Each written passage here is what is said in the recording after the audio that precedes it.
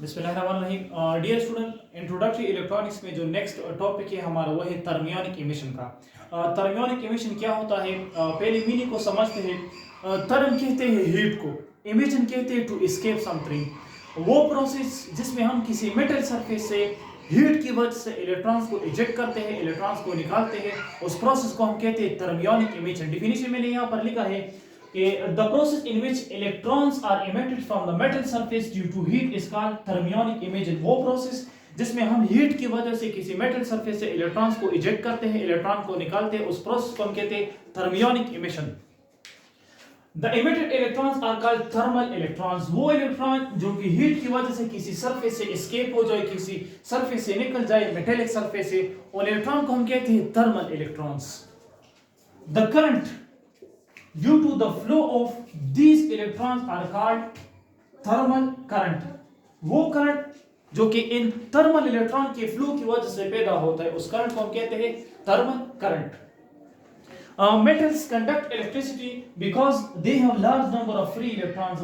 Common बात है, last lecture में भी हमने इस पर बात की है कि देखो मेटल्स के अंदर ये एबिलिटी है कि वो इलेक्ट्रिक करंट को कंडक्ट कर सकता है, यानी करंट उसमें से पास हो सकता है। क्यों? क्योंकि इसके अंदर फ्री इलेक्ट्रॉन्स बहुत ज्यादा मौजूद होती है। फ्री इलेक्ट्रॉन्स है तो ये कंडक्शन कर सकता है। Core electron are tightly bound to the nucleus. Core electron क्या होते हैं? वो इलेक्ट्रॉन जो कि न्यूक्लियस के करीब होते हैं, जो कि न्यूक्लियस की अट्रैक्शन उस पर ज्यादा होती है, उन इलेक्ट्रॉन्स को हम कहते हैं कोर इलेक्ट्रॉन्स। अब जो कोर इलेक्ट्रॉन होते हैं वो न्यूक्लियस के साथ बहुत टाइटली बाउंड होते हैं, यानी उस पर जो न्यूक्लियर की अट्रैक्शन होती है वो बहुत ज्यादा होता है। तो ये तो फ्री नहीं है ना, ये तो कंडक्शन नहीं कर सकता। कंडक्शन में जो पार्ट लेता है वो सिर्फ वैलेंस इलेक्ट्रॉन लेते हैं, यानी जो कि आखिरी शेल में मौजूद होते हैं, because they are loosely bound to the nucleus. Valence electron are loosely bound to the nucleus by characteristic binding energy called work function। यहाँ पर मैं एक डायग्राम छोटा सा बनाता हूँ। लेट्स सपोज देखो ये मेरे पास है न्यूक्लियस, ये मेरे पास न्यूक्लियस है और इसके इर्द गिर्द ये इलेक्ट्रॉन्स डिफरेंट शेल्स है जिसमें इलेक्ट्रॉन्स मौजूद है। अब ये इलेक्ट्रॉन जो है जो इस न्यूक्लियस के साथ नजदीक नजदीक है, लेट्स सपोज मैं के शेल की बात करता हूँ, तो यहाँ पर ये कोर इलेक्ट्रॉन है, इस पर जो न्यूक्लियस की होल्ड है, अट्रैक्शन है, वो बहुत ज्यादा है। तो अगर मैं इन इलेक्ट्रॉन को निकालना चाहूँ तो मुझे बहुत ज्यादा एनर्जी इसको देनी पड़ेगी, तब जाके ये इलेक्ट्रॉन यहाँ से निकल सकते हैं, एस्केप हो सकते हैं। अब आखिरी शेल में जो इलेक्ट्रॉन होते हैं, लेट्स सपोज ये उसका वैलेंस शेल है, आखिरी शेल को हम वैलेंस शेल कहते हैं, इसके अंदर इलेक्ट्रॉन मौजूद है। अब ये वैलेंस इलेक्ट्रॉन है, ये जो वैलेंस इलेक्ट्रॉन होता है ये लूजली बाउंड होता है टू द न्यूक्लियस, लेकिन फिर भी ये खुद ब खुद से एस्केप नहीं हो सकता। इस पर भी एक एनर्जी होती है जिसको हम कहते हैं बाइंडिंग एनर्जी और वर्क फंक्शन, और इसकी वजह से ये वैलेंस इलेक्ट्रॉन इस न्यूक्लियस के साथ जुड़ा होता है, अटैच होता है। ओके, अब हम कंडक्शन किस तरह करेंगे? हमें तो वैलेंस इलेक्ट्रॉन जो है उसको फ्री करना है, फ्री इलेक्ट्रॉन्स, तब जाके वो कंडक्शन करेगा, इलेक्ट्रिक करंट को पैदा कर सकता है। तो हम इसको एनर्जी देंगे, उस एनर्जी को हम कहते हैं थ्रेशोल्ड एनर्जी। इसको थ्रेशोल्ड एनर्जी भी कहते हैं, इसको एक्साइटेशन एनर्जी भी कहते हैं। The minimum amount of energy required to emit, minimum amount of energy required to emit electron from the metal surface. कम से कम वो एनर्जी जो हम किसी मेटल को देते हैं और उससे जो है इलेक्ट्रॉन्स को एस्केप करते हैं, इस इलेक्ट्रॉन को बाहर कर देते हैं, उस एनर्जी को हम कहते हैं thermal energy, threshold energy, excitation energy, इसको हम इससे पुकारते हैं। लेट्स सपोज यही मेटल है मेरे पास, मेटल का एटम मैंने लिया हुआ है, मेटल के अंदर क्योंकि फ्री इलेक्ट्रॉन्स होते हैं, इसको मैं एनर्जी देता हूँ। लेट्स सपोज ये मैंने इसको एनर्जी दे दी। अब मिनिमम एनर्जी, कम से कम वो एनर्जी जिस पर वो इलेक्ट्रॉन उस मेटल सरफेस से बाहर एस्केप हो सकता है, बाहर निकल सकता है, उस एनर्जी को हम कहते हैं थ्रेशोल्ड एनर्जी। अब जैसे ये एनर्जी मैं इस इलेक्ट्रॉन को दे दूं तो ये फ्री हो जाएगा, और जब ये फ्री हो जाएगा तो free electron conduct electric current, पे ये करंट को प्रोड्यूस कर सकते हैं, करंट को जनरेट कर सकता है। Also called excitation energy. इस एनर्जी को हम एक्साइटेशन एनर्जी भी कहते हैं। एक्साइटेशन एनर्जी स्पेशली हम डिफाइन करते हैं कि वो एनर्जी जो हम किसी एटम को देते, एटम को उसको दे दे, एटम के अंदर इलेक्ट्रॉन्स होते हैं, ग्राउंड स्टेट में जो इलेक्ट्रॉन होते हैं तो ग्राउंड स्टेट को छोड़कर हायर एक्साइटेड स्टेट में चला जाएगा। इन द सेम वे ये प्रोसीजर यहीं पर भी होता है कि हम किसी एटम को एनर्जी देंगे, उसके अंदर इलेक्ट्रॉन्स मौजूद होते हैं और वो लोअर शेल से हायर शेल की तरफ चला जाएगा। डायग्राम मैंने यहाँ पर बनाया है कि ये मेरे पास एक मेटल है और इसको मैंने एक वैक्यूम के अंदर बंद किया हुआ है। अब ये मूवमेंट करता है, फ्रीली है, लेकिन ये इस मटेरियल से खुद ब खुद बाहर नहीं निकल सकता।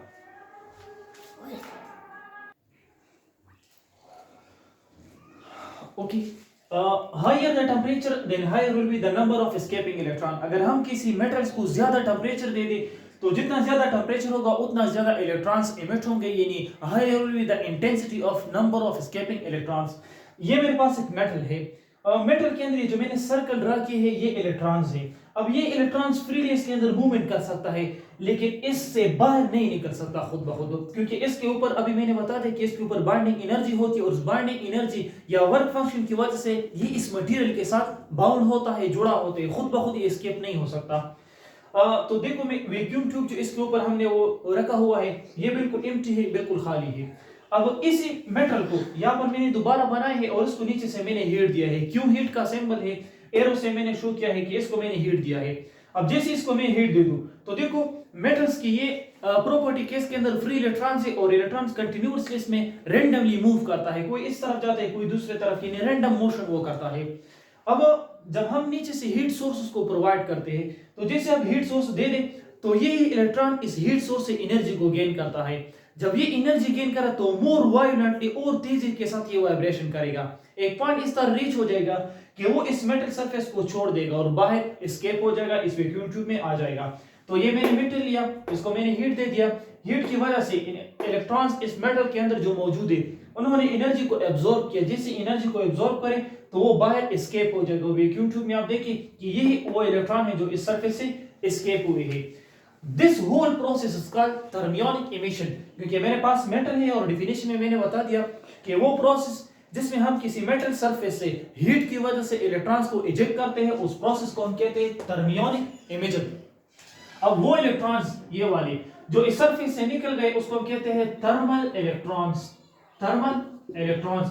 अब ये इलेक्ट्रॉन्स से जैसे ये इससे एस्केप हो जाए तो ये तो इधर रेस्ट में नहीं आएगा ना, बैठेंगे तो नहीं, ये मूवमेंट करेगा। जब ये मूवमेंट करेगा तो हमने पढ़ा है कि जब भी इलेक्ट्रॉन मोशन में आता है तो वहां पर करंट पैदा होते हैं। इस फ्लो की वजह से जो करंट जनरेट होता है किसी भी सर्किट में उस करंट को हम कहते हैं thermal current. Note, thermionic emission can also be done by passing electric current through the tungsten filament। हर जगह पर हम हीट को इस्तेमाल नहीं करेंगे।